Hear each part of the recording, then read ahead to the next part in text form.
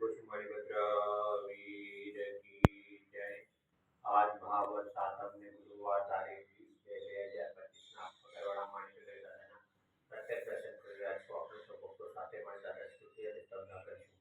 તારે જો કામ સિદ્ધ કરવા છો દેવ સાચા તમે, ને વિઘ્નો સગળા વિનાશ કરવા છો શક્તિશાળી તમે।